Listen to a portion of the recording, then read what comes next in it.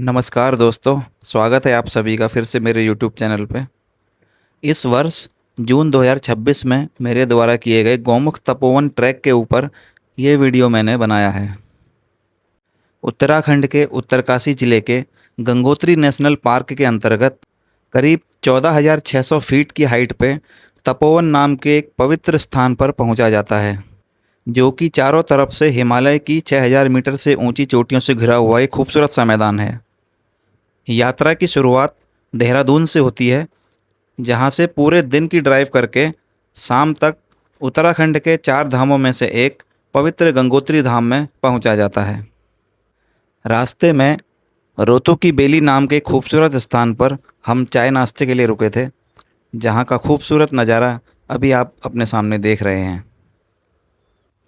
देहरादून से गंगोत्री के रास्ते में पड़ने वाले कुछ खूबसूरत स्थान हैं, जैसे कि उत्तरकाशी, भटवाड़ी, विश्व प्रसिद्ध हरसिल वैली, भैरव घाटी, सुक्खी टॉप।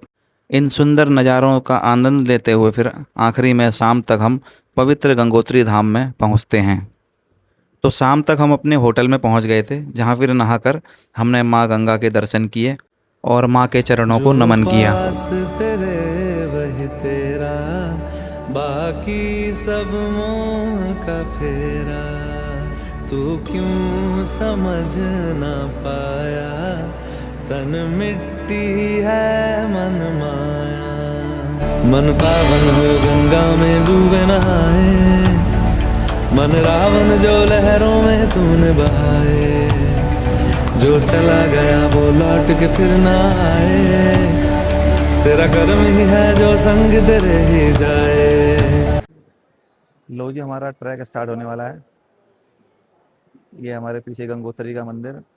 सुबह सुबह बहुत भव्य दर्शन हो गए हैं, माँ गंगा पीछे बहती हुई।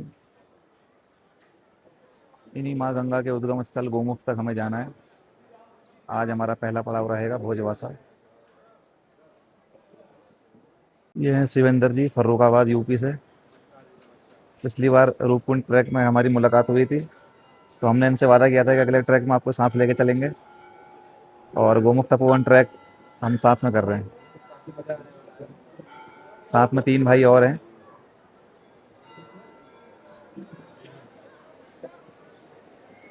ये माँ गंगा का मंदिर। हर हर गंगे।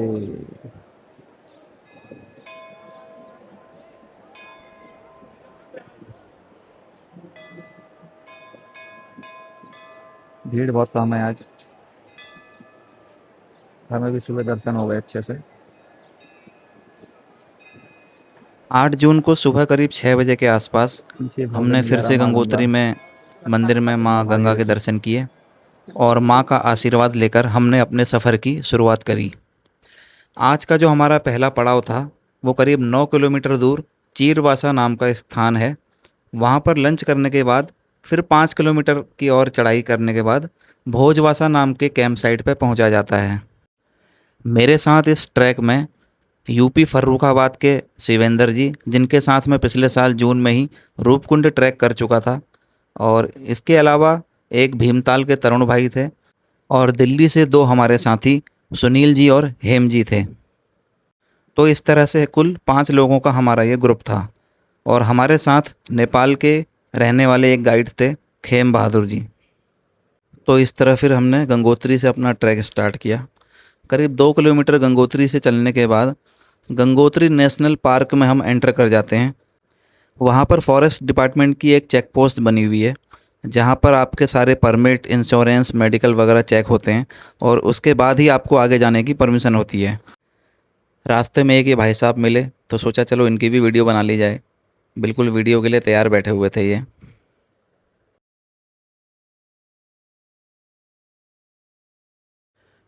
तो गिरगिट भाई साहब को अलविदा कहने के बाद फिर से हमने अपने सफ़र की शुरुआत करी।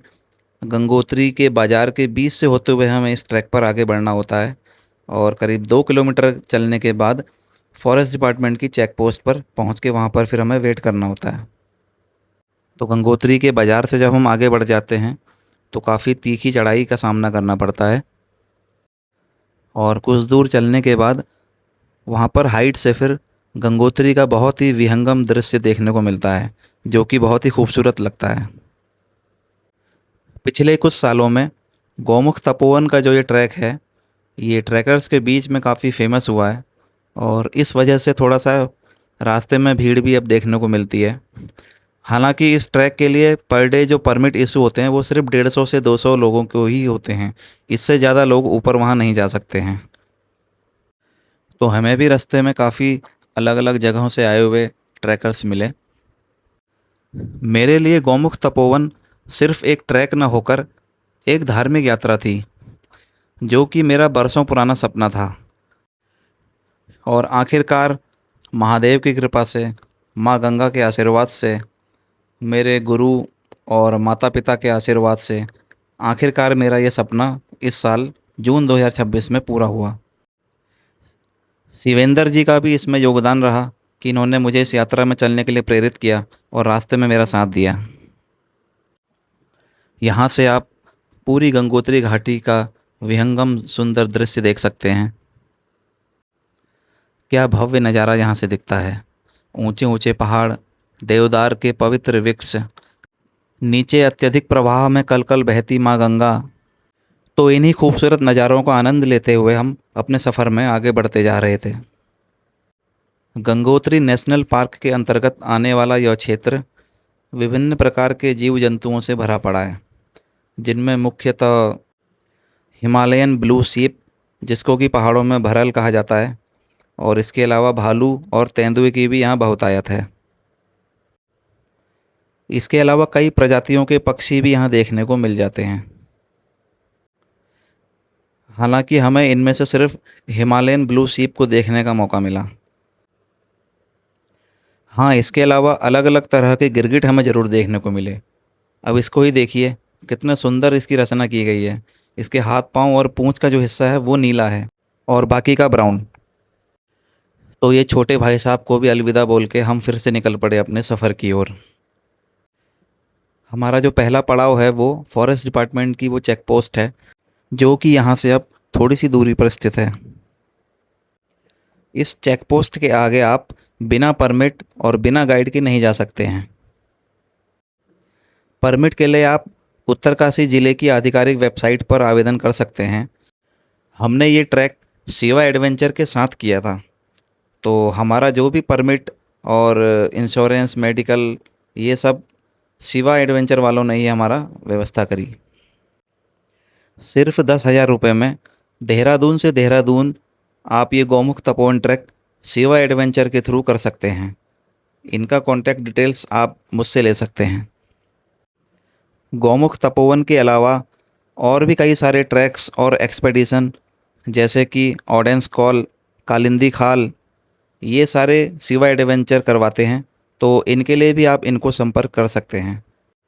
आपकी जानकारी के लिए बता दूं, कालिंदी खाल वो ट्रैक है जिसमें आप गंगोत्री से ट्रैक स्टार्ट करके बद्रीनाथ के माणा गांव में निकलते हैं। करीब 90 किलोमीटर का ये ट्रैक 19,000 फीट की हाइट तक ले जाता है।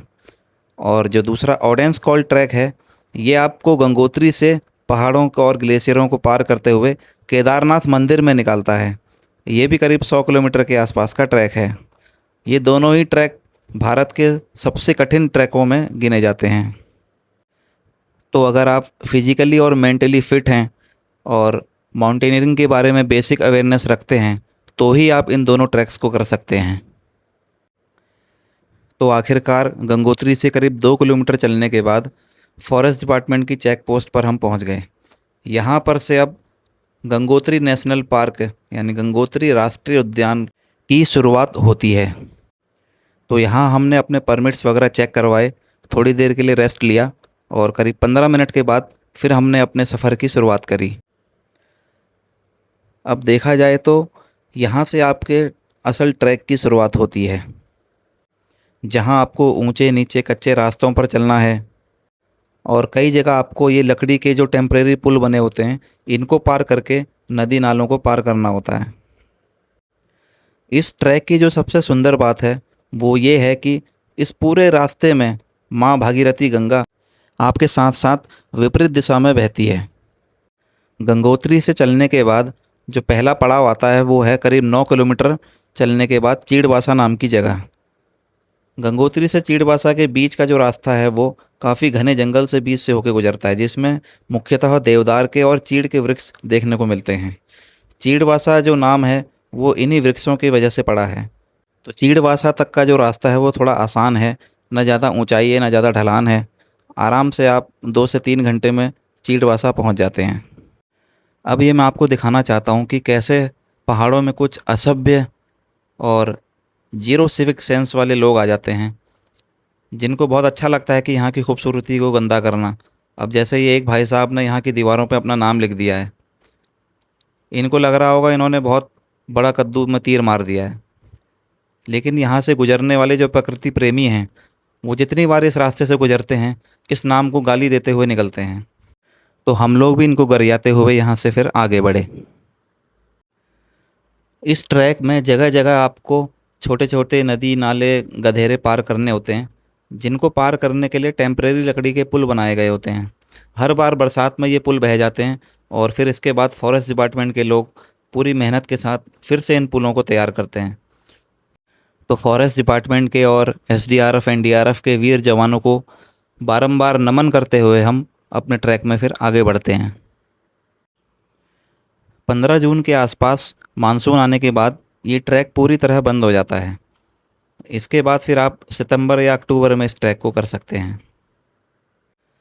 अभी इन नदी नालों में आप पानी का जो बहाव देख रहे हैं वो काफ़ी कम है, लेकिन बरसात के टाइम पर यही नदी नाले पूरे उफान पर होते हैं और रास्ते में आने वाली हर चीज़ों को, जैसे कि पुल, बड़े बड़े पत्थर, इन सबको बहा कर ले जाते हैं। इन नदी नालों की वजह से ही इस ट्रैक में हर बार रास्ते अलग अलग रूप में दिखाई देते हैं। कई बार तो जो पिछली बार का रास्ता होता है उसका नामो निशान तक मिट जाता है और फिर फॉरेस्ट डिपार्टमेंट नए रास्ते को बनाता है। और करीब 9 किलोमीटर का लंबा सफ़र तय करने के बाद आखिरकार हम चीड़वासा पहुँचे। ये भी एक कैंप साइट है, कई ग्रुप यहाँ पर भी कैंप लगाते हैं, बट हमें यहाँ ना रुककर आगे भोजवासा की तरफ निकलना था। गंगोत्री से हम अपना लंच पैक करके लेके आए थे, तो चीड़वासा में ही हमने अपना लंच किया और करीब आधा घंटा रेस्ट करने के बाद फिर हमने आगे भोजवासा के लिए अपने सफ़र की शुरुआत करी। चीड़वासा से भोजवासा का जो 5 किलोमीटर का सफ़र है उसमें बीच बीच में लैंडस्लाइड जोन आता है, जहाँ पर कि ऊपर पहाड़ी से पत्थर नीचे रास्ते पर गिरते रहते हैं। तो काफ़ी संभल कर और देख कर वहाँ चलना होता है और उस हिस्से को बिना रुके पार करना होता है। इसी रास्ते में भी पहली बार हमको हिमालयन ब्लू सीप यानी कि भराल देखने का मौका मिला। चीड़वासा से आगे बढ़ने के बाद अब यहाँ से हिमालय के भी दर्शन होना स्टार्ट हो जाते हैं। तो इस तरह से ये रास्ता बहुत खूबसूरत हो जाता है, जहाँ सामने आपको पर्वतराज हिमालय के दर्शन होते हैं और दूसरी तरफ नीचे माँ भागीरथी पूरे वेग के साथ पहाड़ों से नीचे उतर रही होती हैं। बहुत सुंदर और भव्य नज़ारा होता है। और इन्हीं सुंदर नज़ारों के बीच बीच में आपको कुछ असभ्य लोगों के द्वारा की गई हरकतें देखने को मिल जाती हैं। अब जैसे यहाँ पर फिर से एक पत्थर के ऊपर कोई अपनी गंदी निशानियाँ छोड़ गया है। तो चीड़वासा से विदा लेते हुए अब हम भोजवासा की तरफ अपने सफ़र की शुरुआत करते हैं। ये देखिए, ऊपर हिमालय और नीचे कल कल बहती माँ भागीरथी, क्या सुंदर भव्य नज़ारा है। इन्हीं सुंदर नज़ारों का आनंद लेते हुए, नदी नालों को इस तरह पुल से पार करते हुए यात्री अपना सफ़र जारी रखते हैं। इस रास्ते में बहुत सारे छोटे छोटे झरने, नाले और छोटी नदियां हैं जो कि अलग अलग जगह से निकलती हैं और आखिरी में माँ भागीरथी में मिल जाती हैं। अब यहाँ से आप देख सकते हैं लैंडस्लाइड जोन की शुरुआत हो गई है।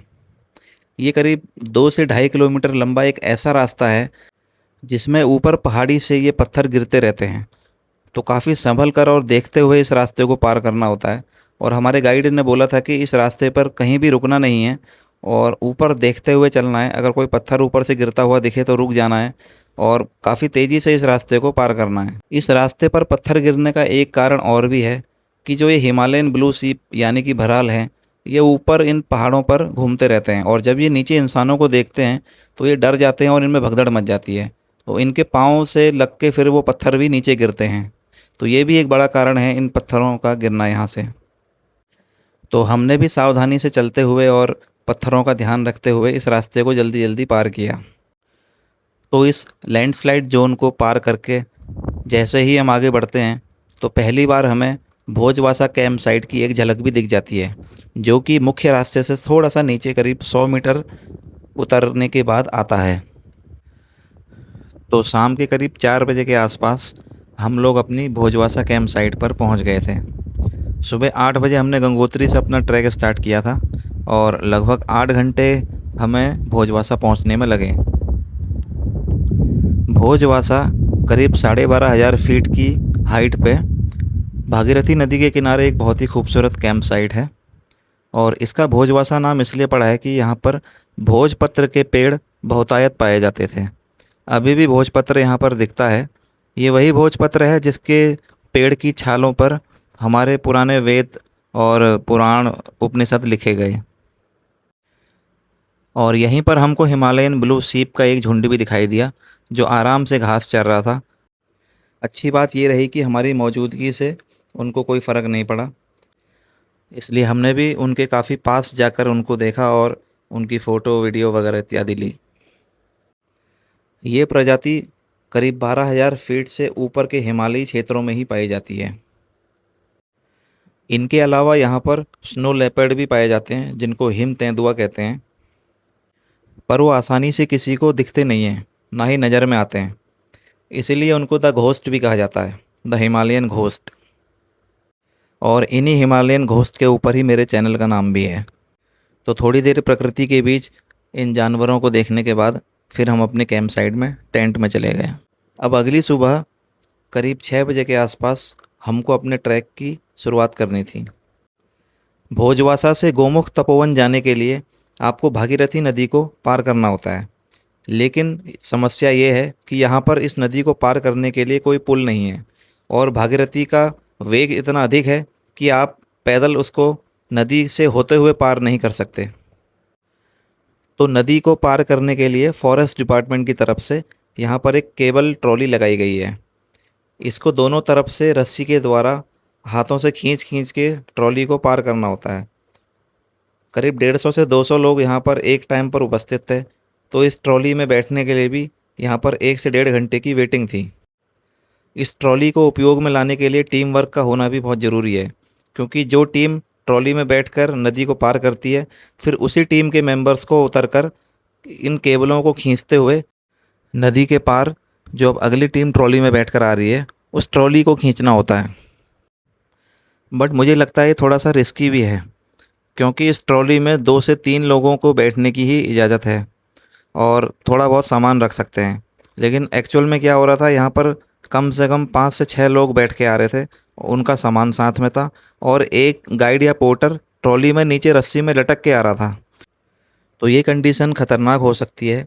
ट्रॉली के ऊपर उसकी भार क्षमता से अधिक भार अगर आप लाद रहे हैं तो कभी भी वो केबल ट्रॉली टूट सकती है, लोग नीचे नदी में गिर सकते हैं, कोई भी दुर्घटना हो सकती है।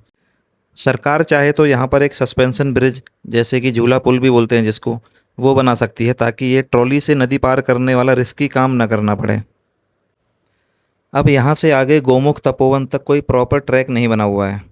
आपको बड़े बड़े बोल्डर्स पत्थरों के बीच से होकर इनके ऊपर पाँव रखते हुए इनको पार करते हुए आगे बढ़ना होता है। और इसमें एक ख़तरा ये होता है कि अगर किसी पत्थर के ऊपर आपका पाँव पड़ा और वो पत्थर अपनी जगह से हिल जाए तो फिर आपका पाँव मुड़ सकता है, एंकल बेंड हो सकता है, कोई भी लेग इंजरी हो सकती है और आपका ट्रैक वहीं पर ख़त्म हो सकता है। तो इन पत्थरों पर बहुत संभल कर चलने की ज़रूरत होती है। ये सारा जो पत्थर मलबा और ये बोल्डर्स जो हैं ये ग्लेशियर मोरेन्स से बनते हैं। जब कोई ग्लेशियर धीरे धीरे अपनी जगह से खिसकता हुआ आगे बढ़ता है तो पहाड़ से इसके ऊपर पत्थर, मिट्टी, मलबा ये सब इकट्ठा होता रहता है और वो भी ग्लेशियर के साथ साथ फिर आगे बढ़ता है। अब ग्लोबल वार्मिंग की वजह से ग्लेशियर सारे पिघलते जा रहे हैं, वो अपनी जगह से पीछे खिसकते जा रहे हैं।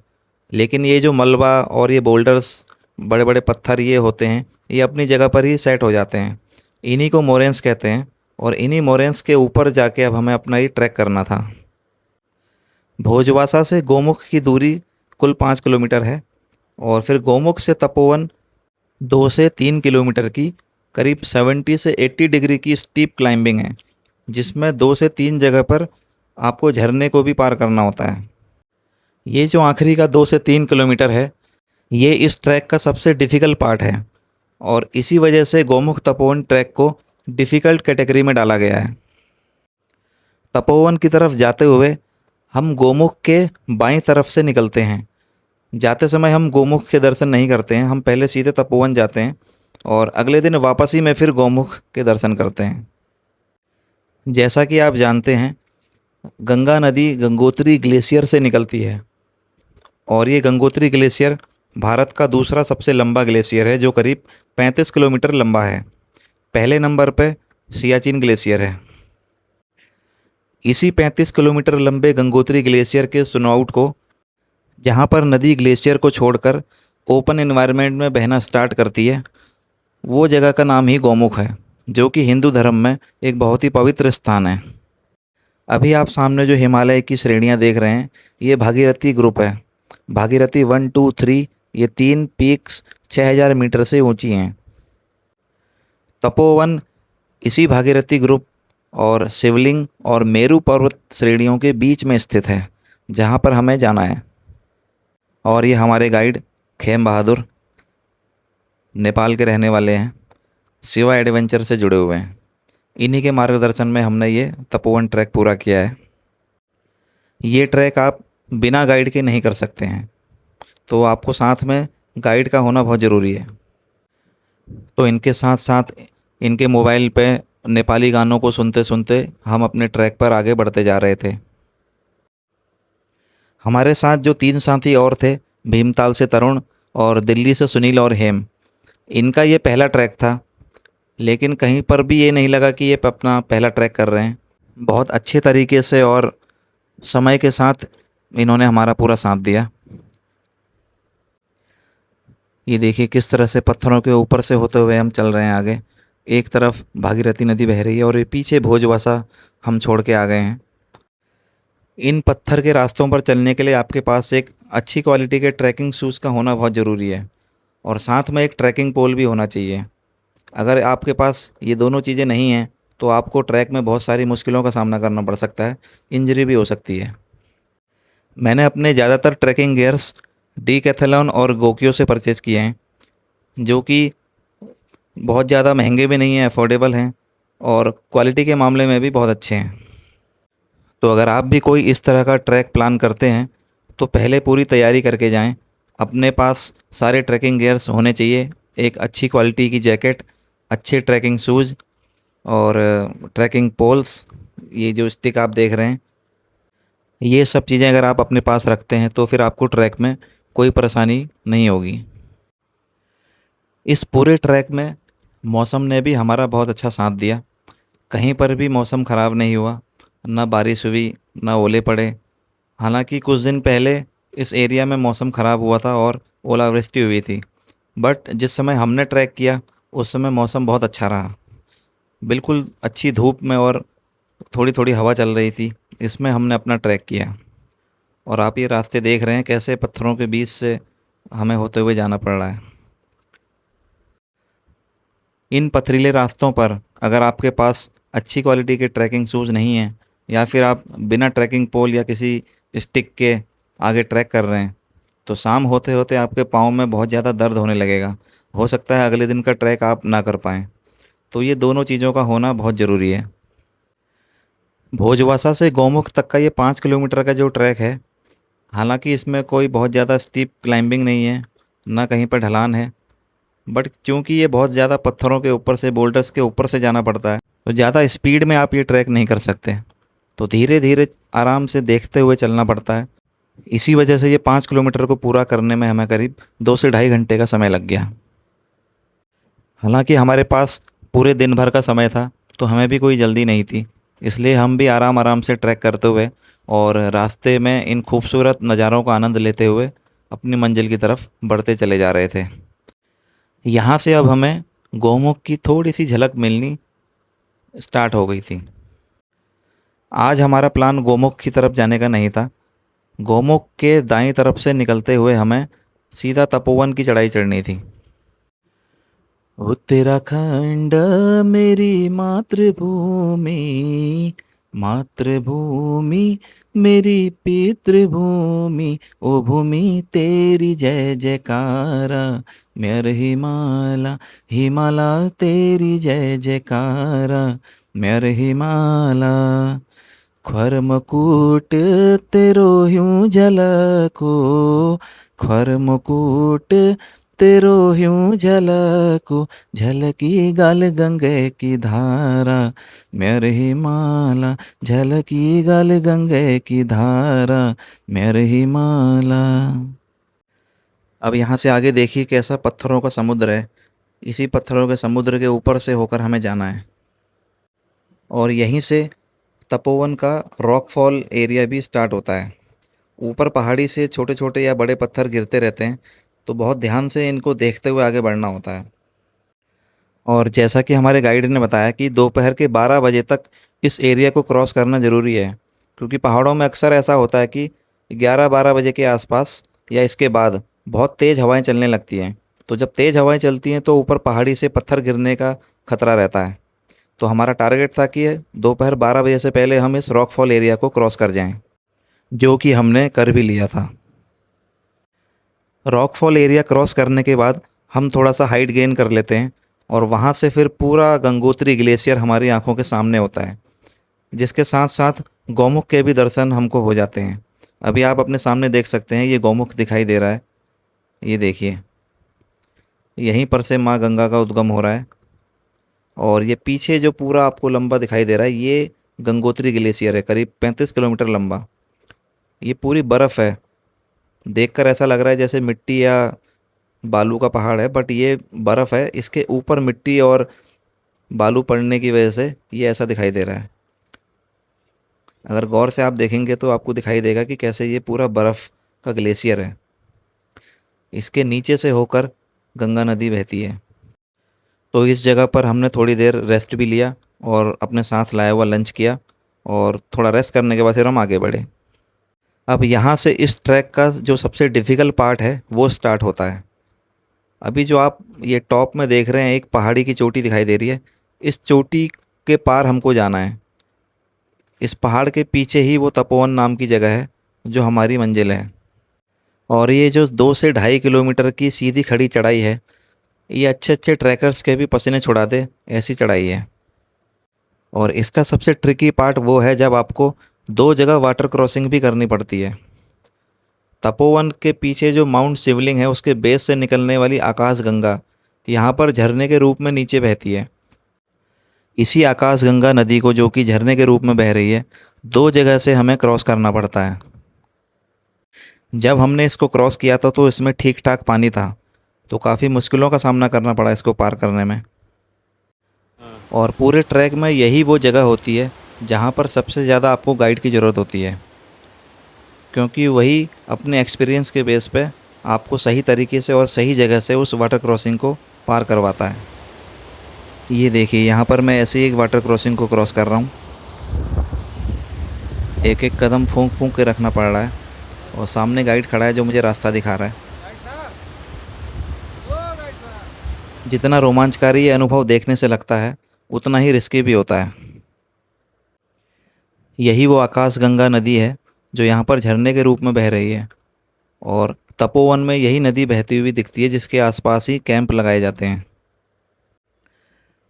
और ये देखिए, गौमुख से हमने कितना एलिवेशन गेन कर लिया है, कितनी हाइट पे हम आ गए हैं। पीछे कुछ ट्रैकर्स आते हुए दिख रहे हैं। तो गौमुख से ये जो 2 से 2.5 किलोमीटर का पैच है, काफ़ी ट्रिकी और थका देने वाला है। लेकिन जब आप तपोवन जैसी पवित्र जगह जा रहे हो, जहाँ पर आपको माउंट शिवलिंग के रूप में साक्षात महादेव के दर्शन होने वाले हैं, तो फिर इतनी मेहनत तो बनती है। एक बार फिर से अभी स्क्रीन पर आप गंगोत्री ग्लेशियर को देख रहे हैं, और पीछे भागीरथी ग्रुप की पीक्स भी दिख रही हैं। गंगोत्री ग्लेशियर को अगर आप ध्यान से देखेंगे तो इसके ऊपर काफ़ी सारे क्रिवासेस दिख रहे हैं, और कुछ ग्लेशियर लेक बनी हुई दिख रही हैं। ये ग्लेशियर लेक ग्लोबल वार्मिंग की वजह से बनती हैं, और किसी भी ग्लेशियर की हेल्थ के लिए बहुत ख़राब मानी जाती हैं। तो इससे ये पता चलता है कि गंगोत्री ग्लेशियर की जो हेल्थ है वो लगातार गिरती जा रही है, और ये आने वाले टाइम में मानव सभ्यता के लिए एक बहुत गंभीर चुनौती के रूप में सामने आ सकती है। इस सीधी खड़ी चढ़ाई को चढ़ने में हम सबके पसीने छूट गए थे, लेकिन मन में एक विश्वास था कि इस जी तोड़ मेहनत के बाद ऊपर तपोवन में जाके हमको जो माउंट शिवलिंग के भव्य दर्शन होने वाले हैं, उससे हमारी ये थकान पल भर में मिट जानी है। इसी विश्वास के साथ हम ऊपर अपनी चढ़ाई चढ़ते रहे और महादेव का ध्यान करते रहे। जैसे जैसे हम तपोवन के नज़दीक पहुंचते जा रहे थे, सांस लेना भी मुश्किल होता जा रहा था, क्योंकि इतने हाई एल्टीट्यूड पर ऑक्सीजन की कमी की वजह से सांस लेने में बहुत ज़्यादा दिक्कतें होती हैं। तो ये सफ़र हमने रुकते रुकते और रेस्ट करते हुए ही पूरा किया, और आखिरकार दिन भर की कड़ी मेहनत के बाद वो पल आ ही गया जब हमें हमारे सामने साक्षात महादेव के दर्शन हुए। उस पल को शब्दों में बताना बहुत ही मुश्किल है। इस चीज़ को सिर्फ आप वहाँ रहकर महसूस कर सकते हैं। किसी को अगर आप बताना भी चाहें तो नहीं बता सकते। जब मेरे दर्शन की इच्छा इतनी प्रबल हो तो मैं उसे अवश्य पूरी करता हूँ।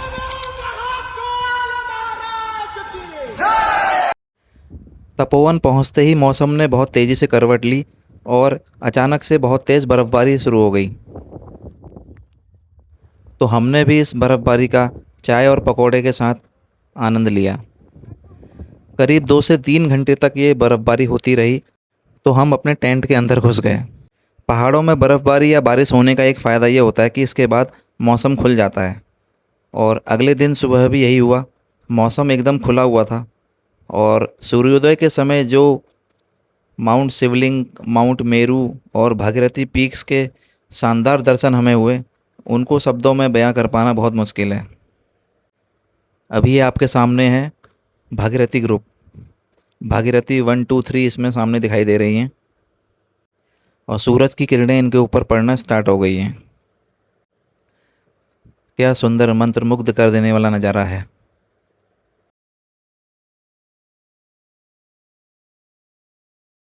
और अब ये रही हिमालय की मेरी सबसे प्रिय चोटियों में से एक, माउंट शिवलिंग। आप भी दर्शन कीजिए साक्षात महादेव के। सूरज की किरणें माउंट शिवलिंग के ऊपर भी पड़ चुकी हैं, जैसा कि आप वीडियो में देख सकते हैं। माउंट शिवलिंग के अलावा इसके दाईं तरफ माउंट मेरू की 3 पीक्स हैं। मेरू पर्वत को हमारे वेदों में धरती का केंद्र भी कहा गया है। ये वही महान मेरू पर्वत है। और अब आपके सामने ये स्क्रीन पर है नंदी पर्वत। देखिए किस तरह से नंदी भगवान की शेप में ये पर्वत है, इसीलिए इसका नाम नंदी पर्वत है। और ये हमारी कैंप साइट, साथ में आकाश गंगा बहती हुई। बहुत ही खूबसूरत कैंप साइट है ये। पानी की भी कोई कमी नहीं है यहाँ पे। और अब काफ़ी धूप इनके ऊपर पड़ चुकी है। भागीरथी के ऊपर ज़्यादा धूप नहीं आई है अभी, लेकिन अगर आप माउंट शिवलिंग के ऊपर देखेंगे तो धूप की किरणें पूरी तरह से अब आ चुकी हैं। ये देखिए क्या भव्य नज़ारा है। माउंट मेरू के ऊपर तो पूरी तरह सूरज की किरणें आ चुकी हैं। और ये हमारे नंदी जी महाराज कैसे शान से बैठे हुए हैं। तपोवन की एक और ख़ास बात है, यहाँ पर आपको काफ़ी मात्रा में कौवे भी देखने को मिलते हैं। और ये कौवे आम कौवों से थोड़े अलग तरह के होते हैं, काफ़ी हट्टे कट्टे, और ये डरते भी नहीं हैं। आप इनको अपने हाथों से भी खाना खिला सकते हैं। कैंप साइट से करीब 100 से 150 मीटर की हाइट पे मौनी बाबा का आश्रम भी है, और वहीं पर एक शिवलिंग स्थापित किया गया है, जिसके बैकग्राउंड में माउंट शिवलिंग को देखने का अलग ही आनंद है। शिव कैलाशों के वासी, धौली धारों के राजा, शंकर संकट हरणा। शिव कैलाशों के वासी, धौली धारों के राजा, शंकर संकट हरणा। ओम नमः शिवाय। हर हर महादेव शंभो।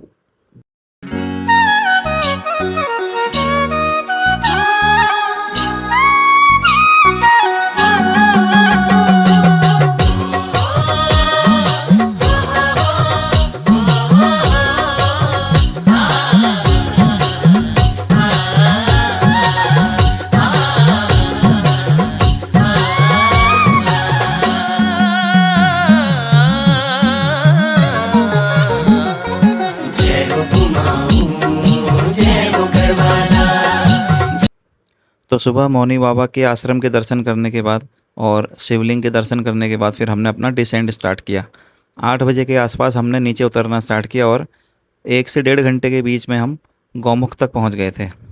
अब यहाँ पर गौमुख पहुंचने के बाद हमने यहाँ पर पवित्र स्नान किया और थोड़ी देर रेस्ट करने के बाद फिर वापस हम भोजवासा की तरफ चल दिए। वैसे तो आज हमारा भोजवासा में रुकने का प्लान था, लेकिन क्योंकि हमारे पास समय बहुत था और हमारे अंदर एनर्जी भी बची हुई थी, तो हमने सोचा कि भोजवासा में ना रुककर सीधा गंगोत्री उतरा जाए। हालांकि इस तरह का फ़ैसला लेना कई बार भारी भी पड़ सकता है, लेकिन हमने ये फ़ैसला लिया और माँ गंगा की कृपा रही कि जैसे तैसे हम गंगोत्री शाम 7 बजे तक पहुँच ही गए। गौमुख में -डिग्री में स्नान करने का भी एक अपना अलग ही आनंद था। इस बर्फीले पानी में पहले तो घुसने में ही डर लग रहा था, लेकिन जब हम वहाँ पहुँचे तो पहले से वहाँ कुछ ग्रुप के मेंबर्स स्नान कर रहे थे, तो उनको देखकर हमारे अंदर भी हिम्मत आई और हमने भी सोचा कि जब यहाँ तक आए हैं तो बिना गंगा मैया में डुबकी लगाए कैसे जा सकते हैं। तो हम भी चल पड़े हर हर गंगे बोलते हुए इस बर्फीले पानी में स्नान करने के लिए। गंगा मैया के उद्गम स्थल गौमुख में स्नान करना सौभाग्य की बात है और मुझे ये सौभाग्य प्राप्त हुआ।